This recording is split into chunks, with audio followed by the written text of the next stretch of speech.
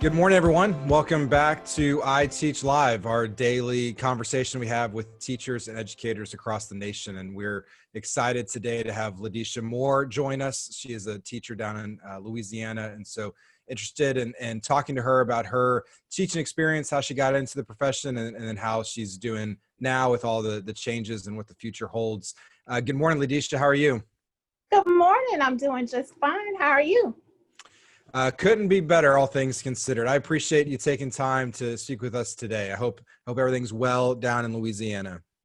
Everything is well.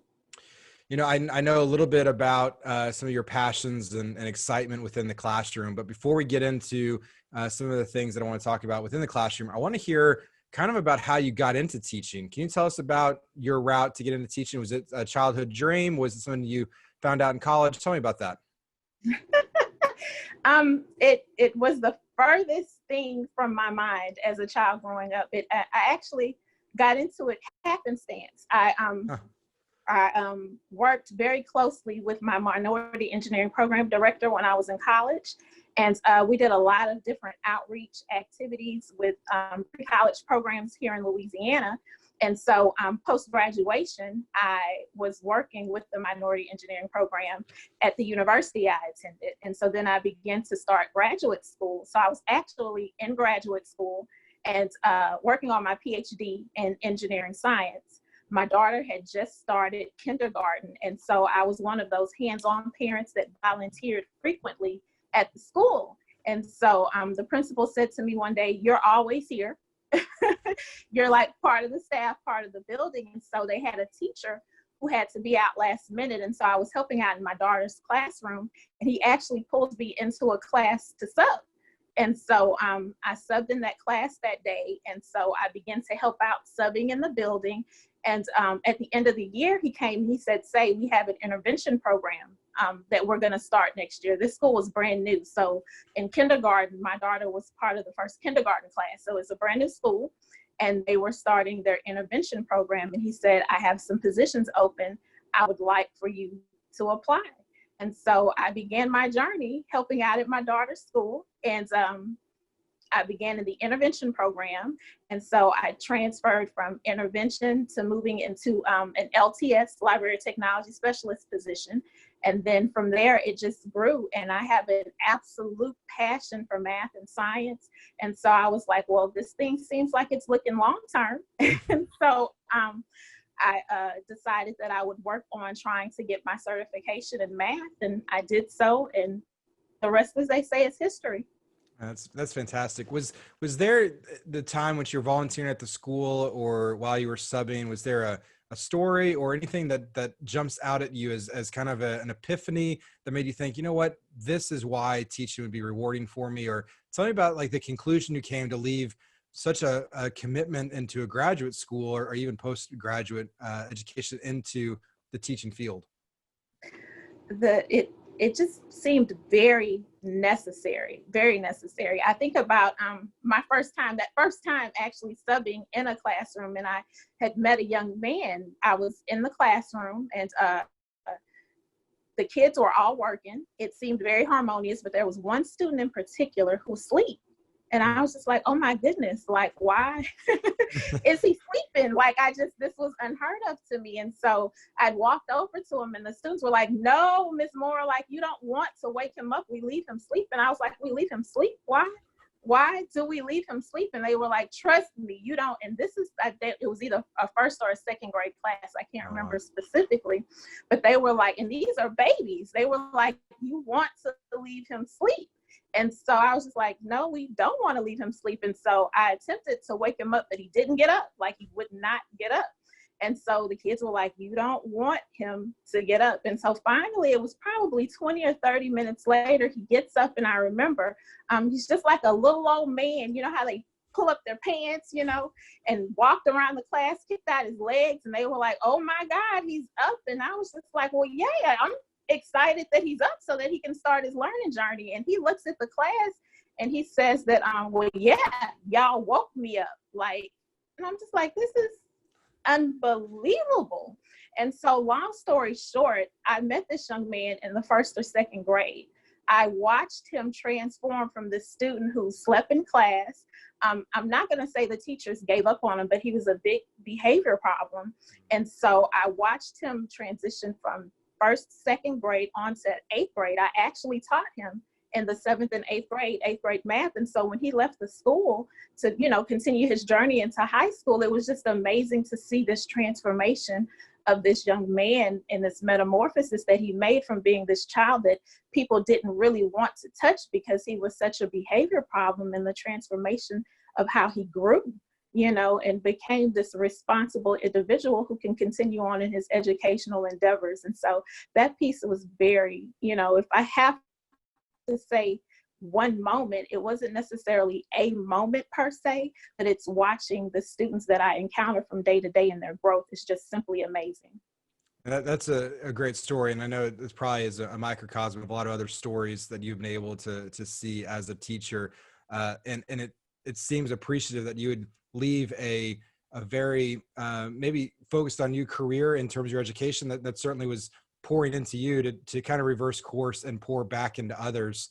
Is certainly a sacrificial decision, but it seems like it's a mutual win-win because you take joy from the kids learning, and it certainly sounds like the appreciation of learning is being instilled in your students.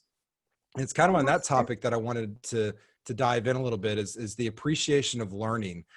You work in an urban school environment, correct? Correct, yes.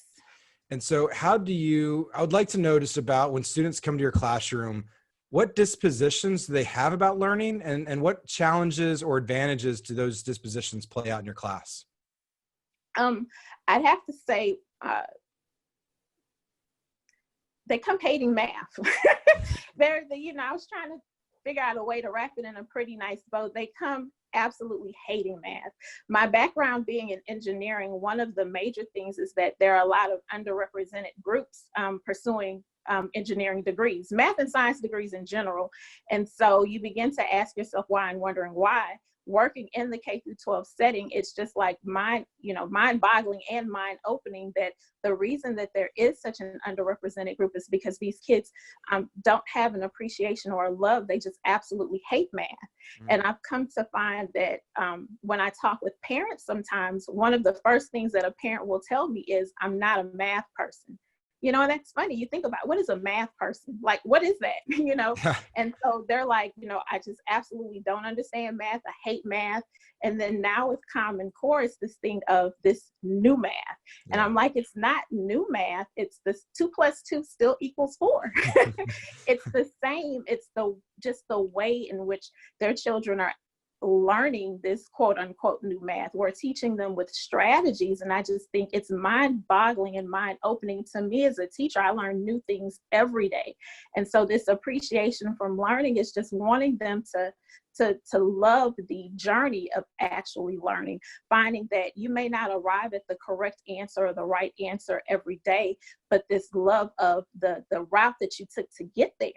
And so tying that in with the math that we do when they look at Common Core and having to build these strategies, if you can just gain an appreciation for, you may not necessarily like it. We don't like everything we do from day to day. Like, right. Sometimes I don't like dealing with children who are unruly, but that's part of the job, right? And so this thing with them being able to, put their feet to the ground and actually learn, that's a part of the journey, appreciating that, because when they appreciate it, once they do finally arrive at the right answer, it's more fulfilling, as opposed to when I tell you 2 + 2, you're automatically giving me 4, but you really can't tell me how you got 4. Right. And so, that's the discussion that I have with parents from day to day. I don't, and I tell my students all the time, I'm appreciative of the fact that you got the right answer, but I'm more interested in how did you get there, and so trying to get them to understand, how did you get there? What are the whys? And when they develop an appreciation for that particular part of the journey, that's when the true learning really begins. Like when they can be excited about actually learning the things and the journey that it takes and the trials and the tribulations. And we talk about this idea of perseverance. That's one of our more focused attributes that we try to teach our children, that you want to persevere. When you talk about math and the standards and the practices, and we talk about persevering through the problem solving process, right? We apply that in a math classroom, but that's a life lesson, that you learn. And if they can learn it in the classroom, whether it be a math classroom or a science classroom, I just think that the journey in life for them would be more fulfilling. Yeah, that's really good insight to your perspective on teaching, but also the priorities that you place in the classroom. I would love to know more about some strategies you have, because to your point, it's sometimes easy just to get them to respond 4 when you ask 2 plus 2. That might be the easier part of the teaching job. How do you go about getting them excited about learning about that new topic or content? What do you do to try to instill and encourage and inspire that appreciation?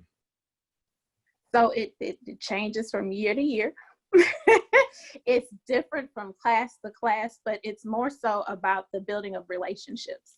So looking at, what does this group of students look like that I have sitting in my class, and then trying to figure out, number one, what motivates them, what gets them excited about learning. And then this sounds so horrible to say, but taking that and exploiting that particular aspect Right. of that particular group of students that you're dealing with. So I have one group of students who love competition. They thrive, on competition. And so you take that love of competition and the fact that they thrive on that, and then you turn the class into this competitive field of engagement, if you will, for them. Right. And so they're learning the concepts, but you have to tie in that competition aspect to make them more invested in it, buying into that particular thing.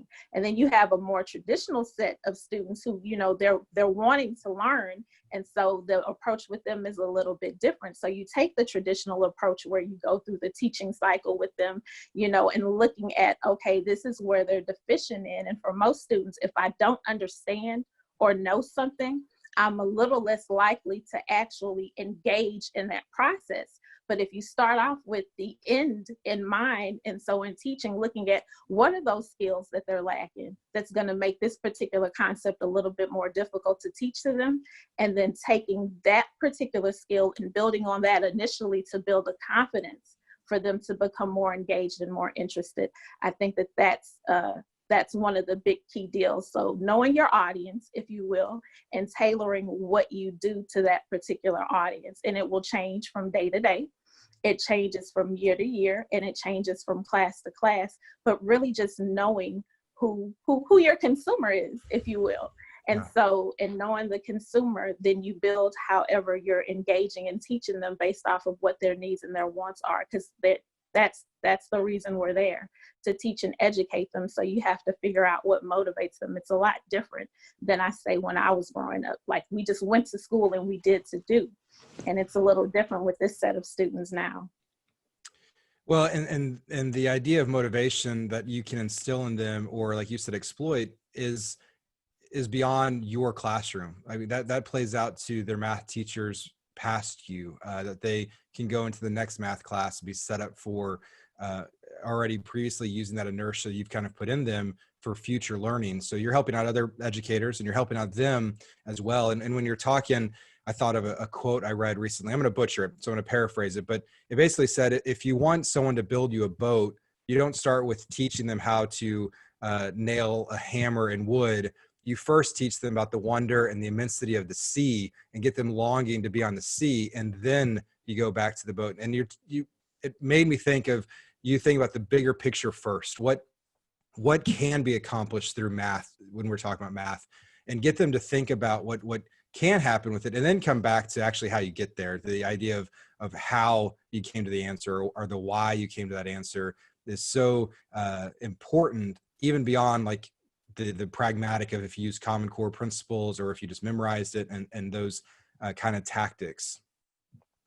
One of the things that you mentioned, and I want to kind of circle back to it, because we might have teachers watching this now, or maybe prospective teachers that might be thinking about the profession, that don't consider something that I think that you said is crucially important, is that the idea of motivating students and correlating lessons to student changes year to year. And so after the first year, it's not that I can repeat that exact same thing again and get the same outcomes as I just had. it's a reset at the beginning of each year. So how do you do that? What's your advice to other teachers when they come into that second year or third year about just resetting expectations, learning your audience again? Is there any strategies that you implement, or what do you do those first couple of days and weeks in the classroom to gauge your audience? So and because I went through iteach, so it wasn't, the traditional, but you always hear people talk about this thing about classroom culture. Like, culture is so important, and you hear it and you hear it and you hear it, but you never really realize how important establishing classroom culture is until you're in the midst of being in a classroom that is completely chaotic and you feel like you've lost control and management, right? And Right. this happens to the best of, teachers. Even more seasoned, teachers sometimes have an issue with this classroom management piece. But I think that the big key is establishing culture early on. And so one of the things that I would say is, number one, get to know your students day one. Like, when they're first walking into the class, and as a new teacher, a fresh teacher, or even a seasoned teacher, there's this long list of to-do things that you have to do during those first weeks. We have to collect the paperwork. We have to make sure that we've accounted for supplies.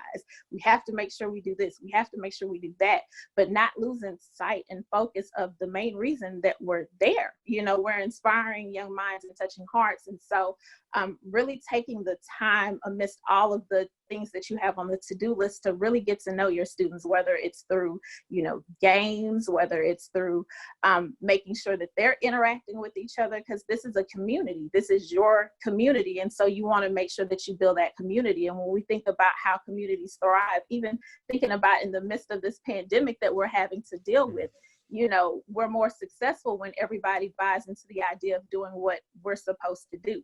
When COVID first started, we wash your hands daily, the wearing of the mask. And so once we've started doing those things, we've kind of tried to flatten this curve. It's the same thing in the classroom. We want to build this community of scholarly thinkers and learners. How do we do that? We want to make sure that they're building this team inside the classroom that's able to work together.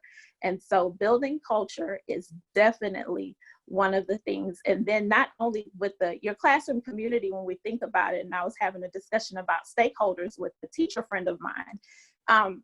Stakeholders isn't just the students inside the classroom, and it's not just my teacher next door, my partner teacher on the other side of me. You have to think about everybody else who's in this community too. So it's the parents too that you want to make sure that you get involved in this process. And so it's so crucial. We think about open houses, and in people's minds, that's the time where we get to know the parents. But when you really sit down and think about an open house, it's just a few minutes that you have an interaction with a parent, and then it's all of your parents that are coming through. So a 2-minute conversation, it has an impact, but it's not as impactful as if you take that first week and make personal phone calls to your parents and introduce yourself and say, hey, I'm Ms. Moore. I'm going to be your child's math teacher. This is my teaching philosophy. Once you begin to pull the parents in, and it's not going to be 100% every time.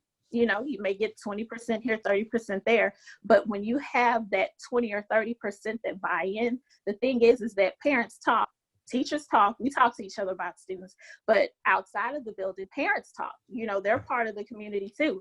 And so if one parent has a bad experience, but this parent had a good experience, the good experience parent can be like, oh, well, no, I know Ms. Moore, this is really how she does. And the bad experience could have just been based off of perception. And so that building of the culture and community doesn't just happen inside the four walls of the classroom. It's beyond that. And so when you build that, then you have the buy-in from the students in order to be able to accomplish the things that you need to accomplish. Yeah, the idea of community is invaluable because I think from a student perspective, they start to have a lot of people surrounding them that are supportive of their learning. It's not just I come to the class and Miss Moore believes in me. It's rather my mom and my dad or the person I'm living with or my siblings. They also believe that I can achieve. And so the idea of encircling students in a support system is crucial. And I love the effort you put forth to go beyond just an open house to reach out to the parents. Is there anything you do beyond letting them know that you're going to reach out to them, that you bring them into this appreciation of learning or into the classroom? How do you ensure that you're getting the engagement from the parents to the best of yours and their ability?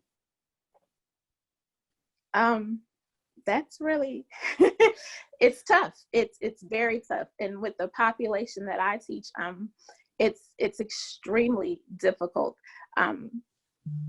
It's one of those things where it's different ways and methods that you try. I'm one that I feel like one piece of communication or one mode of communication is just not enough. And so it goes way beyond phone calls. And it's funny, true story.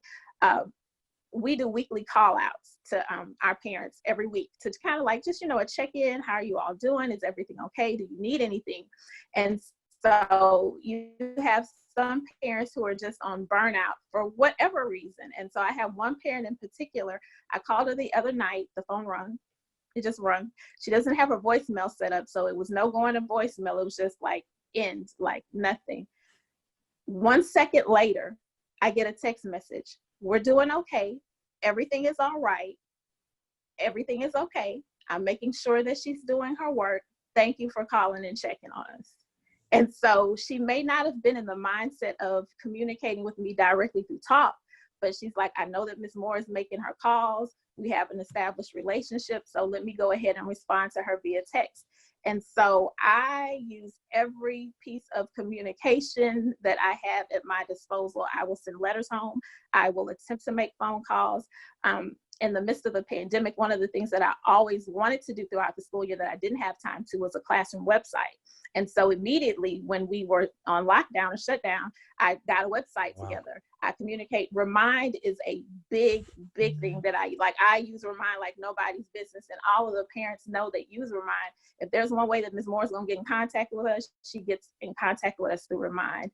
And then in the past, our school used to have where we would all dismiss outside. We don't do that anymore. So it's a little bit harder, but dismissal for me is the biggest thing because we don't have buses. And so the parents are coming or a representative of the family is coming to pick up the student. So if I couldn't get you any other way, I would hold on to your student during dismissal and would personally walk them through the car. But it's just one of those things where exhausting every particular resource that you have at your disposal to make sure that there's some sort of contact being made.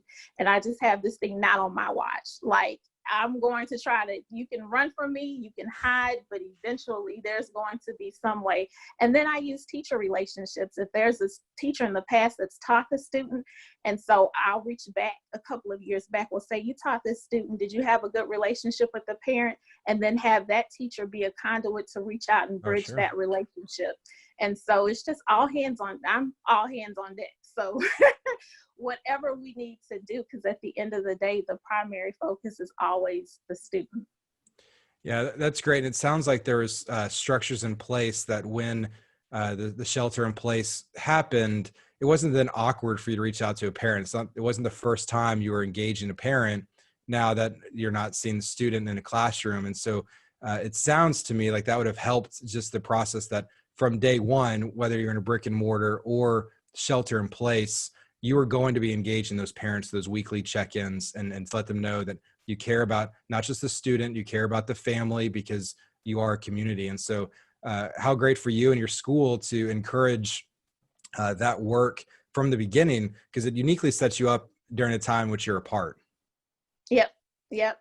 And it was seamless, and it was almost seamless. Like it was like there was no break except for we're not at school every day. So yeah, what a unique kind of blessing in disguise, given the situation to have that already in place. I know we're up against a little bit of the time here. It's almost time to wrap up, but I wanted to just ask you, just kind of end on this, if you had any advice for teachers out there going through this remote situations as school year kind of wraps up. What advice do you have teachers to finish strong, to take advantage of this, or any advice looking into the future? I would say future or even now, the 3 P's: patience, perseverance, and persistence. Be patient. Just, be patient with the process and everything that's going on. Things don't necessarily happen immediately for us. Those relationships, they're not established. You attempt to establish them that first week, but sometimes it's over a period of time that those things are established. being patient with your administrators and all of that, just having a level of the patience of Job is what I say in the midst of things. And when it's chaotic, just make sure that you're patient and the things will happen and they will come. Being persistent, staying on top of things. Like I said, those things aren't going to happen immediately, but if you are persistent in your pursuit of whatever it is that your goal is, whether or not it's getting your students to learn that concept, or it's getting your parents to come on board with supporting you in what you're doing in the classroom, just be persistent about it and don't let anything stop you. And then persevering, just persevering through the storm. We try to teach our kids to persevere, have the meaningful will to push forth through any problem that you may have. But the same works for us too. You get a little tired and you get a little weary. It's a little frustrating. We're not the ones that make the final decision. Sometimes we're not consulted, even though it directly affects us. Yeah. But just understanding that, in the ninth hour, things will happen for you. You just have to persevere through the storm. And so patience, persistence, and perseverance. Ladesha, I think it's a great way to end the conversation. I hope that individuals watching this could glean a lot from the wisdom that you have in your classroom. And I wish you the best to finish this school year and looking for a more normal school year coming this fall. Well, thank you so much. Thank you very much. You have a great day. You too.